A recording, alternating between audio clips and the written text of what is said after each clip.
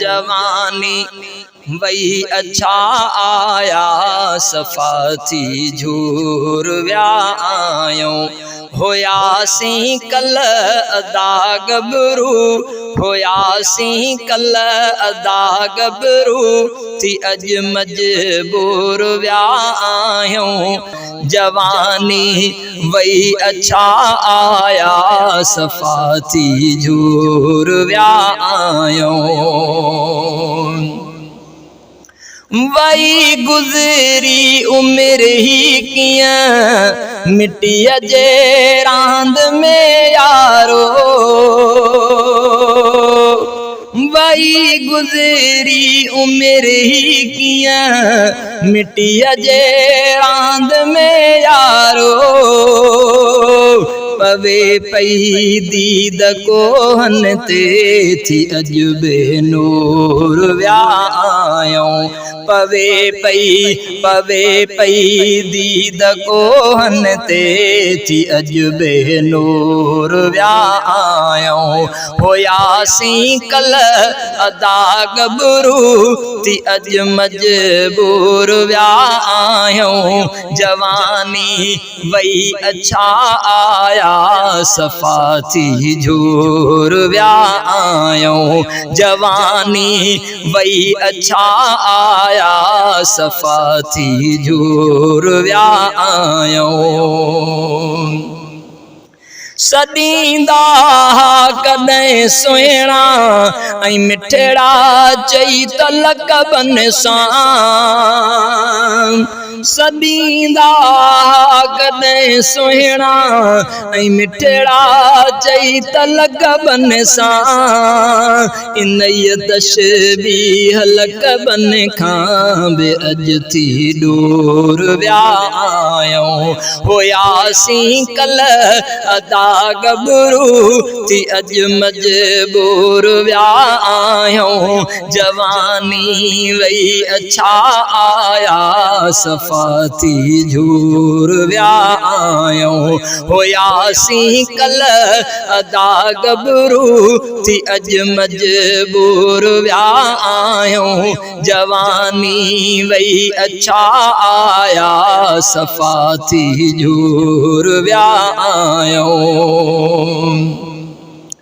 मुबारक बीडियन प्या गोट चई शादीअ में प्यार मुबारक बीडियन प्या गोट चई शादीअ में प्यार खुशन में पई न कल यारो थी गम में चूर व्या आयूं होयासी कल अदा गबरू थी अज मजबूर व्या आयूं जवानी वही अच्छा आया सफ़ा थी झूर व्या आयूं कदें कूंधर सदायूं प्या न लेखे में अचूं हाणे कदें कूंधर सदायूं प्या न लेखे में अचूं हाणे लगे तो बोझ दुनिया ते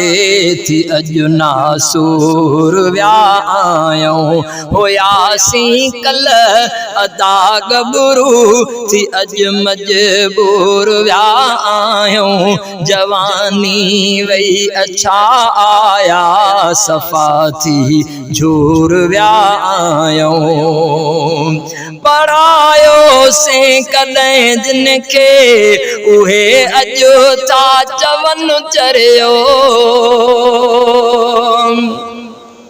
पढ़ायो से कदें जिनके उहे अजो था चवन चरियो पढ़ायो से कदें जिनके उहे अजो था चवन चरियो नथा तिने खे वणूं हाणे थी गंद भरपूर व्या आयूं नथा तिने खे वणूं हाणे थी गंद भरपूर व्या आयूं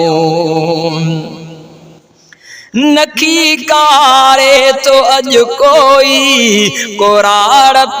में ते पीरल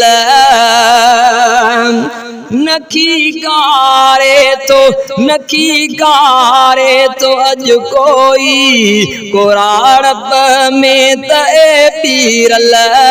पियासी हाणे पोड़प में थी चिकना चूर व्या आयूं होयासी कल अदा गबरू थी अज मजबूर व्या